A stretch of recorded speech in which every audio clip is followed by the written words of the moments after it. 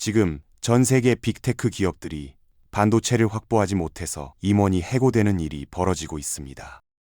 엔비디아 젠슨 황이 한국을 핵심 동맹이라고 부르는 이유, 단순한 외교 수사가 아니었습니다. AI 시대의 패러다임이 지금 완전히 바뀌고 있거든요. 과거엔 GPU가 왕이었다면 이제는 메모리가 모든 걸 좌우하는 시대로 접어들었습니다. 데이터 센터가 아무리 많아도 메모리가 없으면 무용지물이 되는 상황, 그 중심에 한국 기업들이 서 있습니다. 본격적인 영상 시작 전 구독과 좋아요 눌주세요. 현재 글로벌 AI 시장은 미국의 동무대입니다. 마이크로소프트, 구글, 메타, 아마존 같은 하이퍼스케일러들이 천문학적인 돈을 쏟아붓고 있죠. 작년 한 해만 해도 이들이 데이터 센터에 투자한 금액이 수백조 원 단위를 훌쩍 넘어섰습니다. 한 기업당 평균 100조 원 이상을 투입했다고 보면 됩니다. 이게 단순한 투자 경쟁이 아니에요. AGI, 그러니까 강인공지능을 누가 먼저 선점하느냐의 전쟁입니다. 중국이 맹렬히 추격하고 있는 상황에서 미국은 절대 주도권을 내줄 수 없는 거죠. 실리콘밸리의 한 임원은 이렇게 말했습니다. 지금 우리가 하는 건 투자가 아니라 생존을 위한 베팅이다. 그 말이 과장이 아닌 게 경쟁사보다 6개월만 늦어도 시장에서 완전히 밀려날 수 있는 상황이거든요. 미국 정부 차원에서도 대규모 프로젝트를 추진하면서 글로벌 AI 생태계의 주도권을 확실히 잡으려는 움직임이 포착되고 있습니다. 그런데 이 AI 기술이 지금 어디로 향하고 있냐면 단순히 챗봇 수준을 넘어서 로봇, 자율주행, 바이오 헬스 같은 피지컬 AI 영역으로 빠르게 확장되고 있습니다. 화면 속 AI가 아니라 실제 물리적 세계에서 작동하는 AI 말이죠. 문제는 이렇게 막대한 자본을 투입한 기업들이 결국엔 실물 경제에서 돈을 벌어야 한다는 겁니다. 투자만 하고 끝날 순 없으니까요. 그래서 지금 이 순간이 중요합니다. 누가 더 빠르게 인프라를 구축하고 누가 더 효율적으로 AI를 서비스화하느냐가 향후 10년의 판도를 결정짓게 될 겁니다. AI가 답변을 내놓는 방식이 완전히 달라졌습니다. 예전에는 질문을 던지면 바로 답을 뱉어냈죠. 그런데 지금은 다릅니다. 체인 오브 도우트, 쉽게 말해서 AI가 스스로 생각하고 검증하는 과정을 거치게 됐어요. 답을 내기 전에 이게 맞나 하고 여러 번 따져보는 겁니다. 마치 변호사가 법정에 서기 전에 논리를 몇 번이고 검토하는 것처럼요. 그런데 여기서 중요한 게 뭐냐면 AI 시장의 중심축이 완전히 옮겨갔다는 겁니다. 과거에는 AI를 학습시키는 게 핵심이었어요. 데이터를 먹여서 똑똑하게 만드는 거죠. 그런데 지금은 실제로 서비스를 제공하는 추론 단계가 훨씬 더 중요해졌습니다. 학습은 한 번 하면 끝이지만 추론은 사용자가 질문할 때마다 계속 일어나거든요. 그럼 여기서 병목이 생깁니다.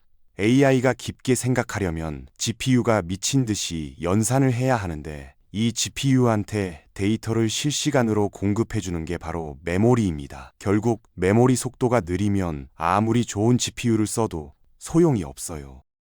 더 놀라운 건 이겁니다. AI 학습량은 2배, 3배 이렇게 선형적으로 늘어나는데 응용력과 관련된 D램 사용량은 기하급수적으로 폭발한다는 거죠.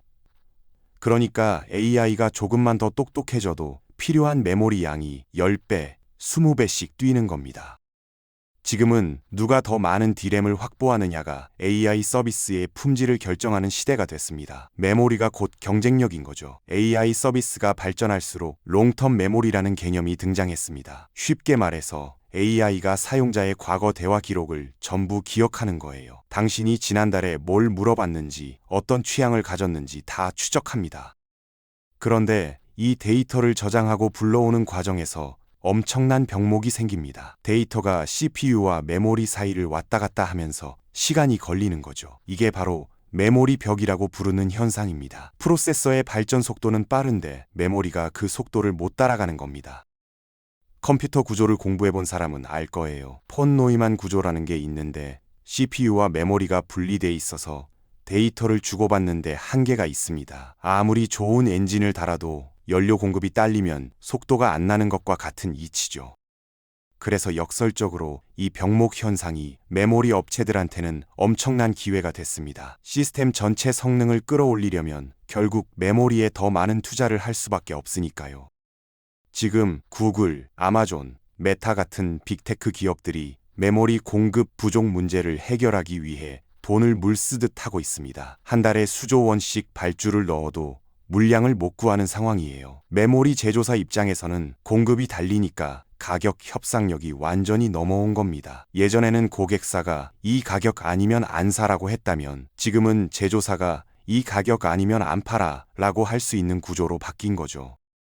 SK하이닉스가 작년에 어떤 실적을 냈는지 아십니까? 연간 매출이 거의 100조 원에 육박했습니다. 역대 최대 실적이에요. 어떻게 이런 일이 가능했냐면 지금 완전히 셀러 마켓이 됐기 때문입니다. 공급할 수 있는 물량은 한정돼 있는데 주문이 폭주하니까 가격이 치솟는 거죠. 고객사들이 줄을 서서 제발 우리한테 먼저 주세요 라고 매달리는 상황입니다.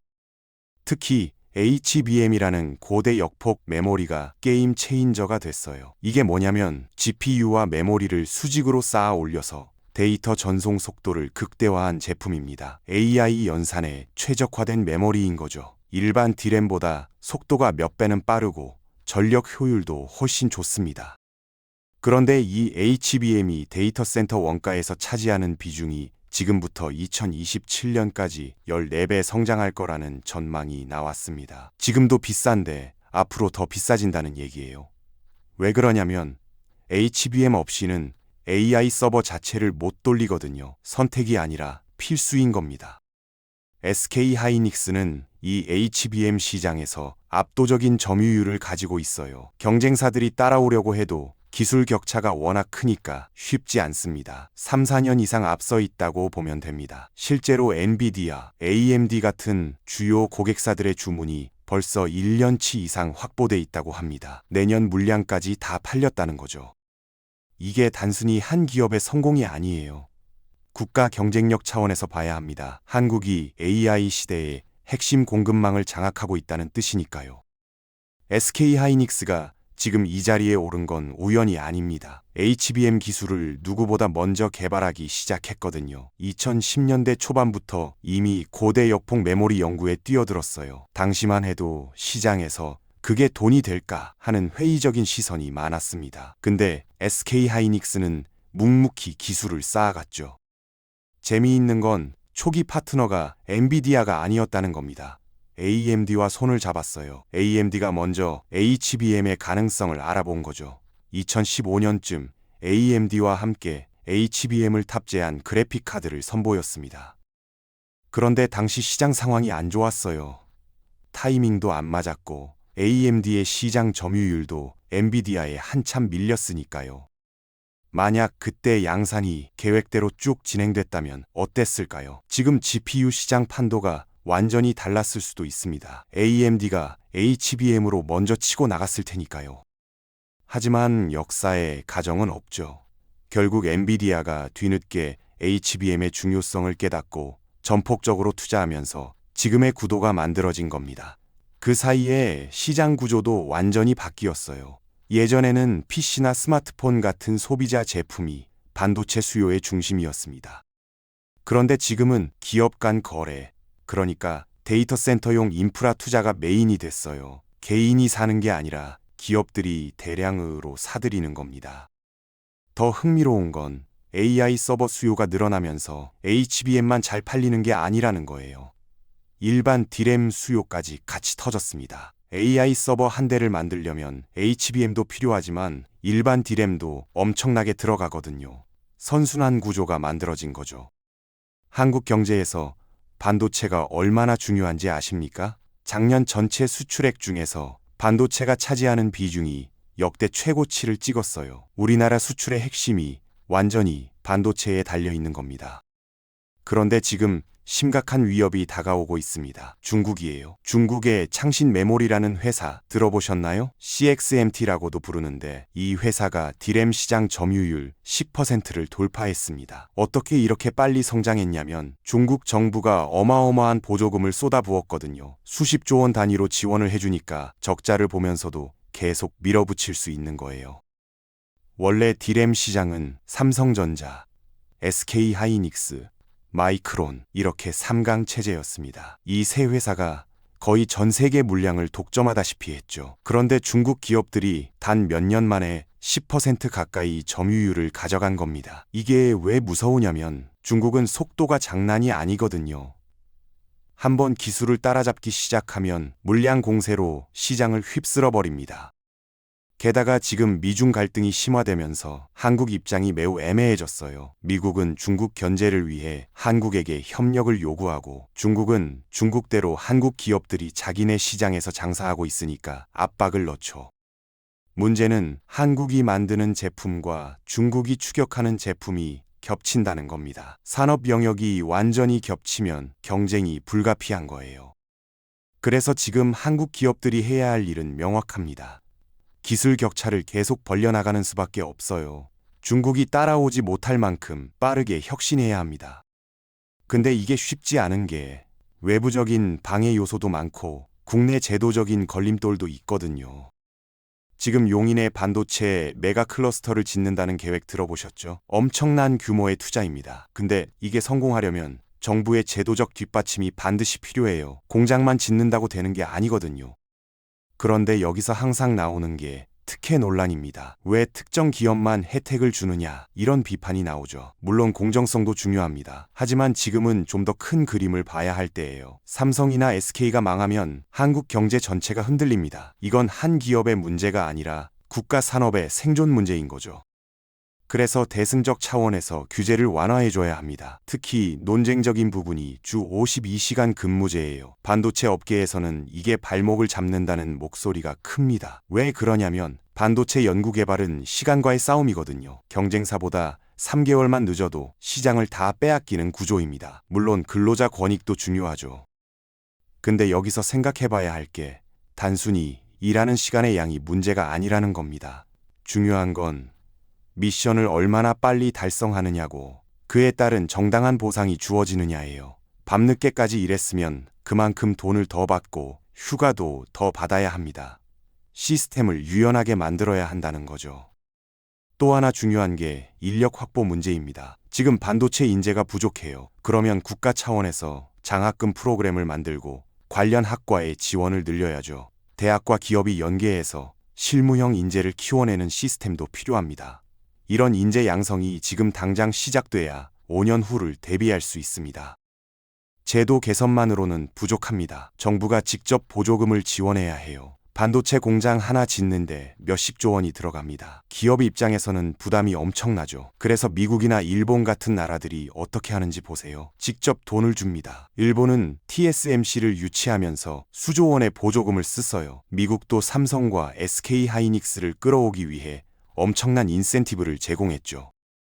왜 이렇게까지 하냐면 단순히 공장만 오는 게 아니거든요. 사람이 옵니다. 반도체 전문가들이 현지에 와서 일하면서 기술이 전수되고 현지 인력들이 배워요. 이게 바로 낙수 효과입니다. 10년, 20년 후를 봤을 때 그 나라의 반도체 생태계가 완전히 달라지는 거죠. 한국도 똑같이 해야 합니다. 해외 유수 반도체 기업들을 국내로 끌어와야 해요. 인텔이든 TSMC든 세계적인 기업들이 한국에 연구소나 공장을 세우도록 유도하는 겁니다. 그러면 우리 인재들이 글로벌 수준의 노하우를 직접 배울 수 있어요. 기술 교류의 장이 만들어지는 거죠. 그리고 반도체 산업의 특성을 이해해야 합니다. 이건 시간을 다투는 게임이에요. 경쟁사가 신제품을 내놓기 전에 먼저 출시해야 시장을 선점합니다. 그러려면 업무 환경이 유연해야 해요. 필요할 때 집중적으로 일하고 그에 대한 보상을 확실히 받는 구조 말이죠. 획일적인 규제로 묶어놓으면 속도 경쟁에서 밀립니다. 결국 이런 환경을 만들어주는 게 K반도체의 경쟁력을 지키는 길입니다. 국내 기업들만 잘한다고 되는 게 아니에요. 글로벌 생태계와 연결돼야 합니다. 작년 이맘때쯤 전문가들이 반도체 호황을 예측했었죠.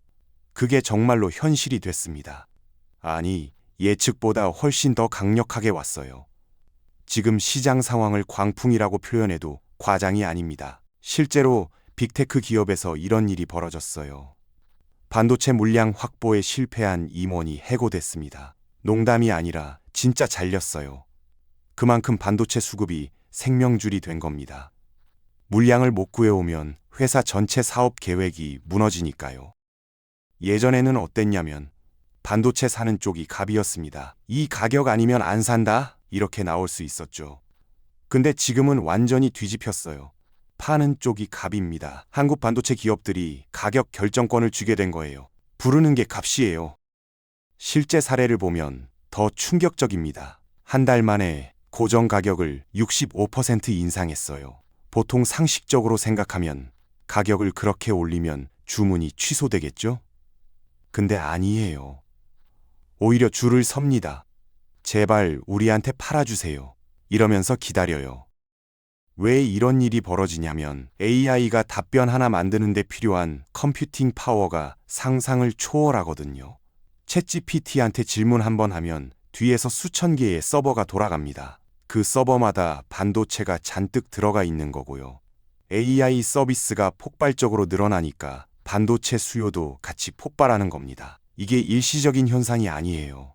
구조적인 변화입니다. AI는 이제 시작 단계거든요. 앞으로 더 많은 서비스가 나올 테고 그만큼 반도체가 더 필요해질 겁니다. 영구적인 수요 견인인 거죠.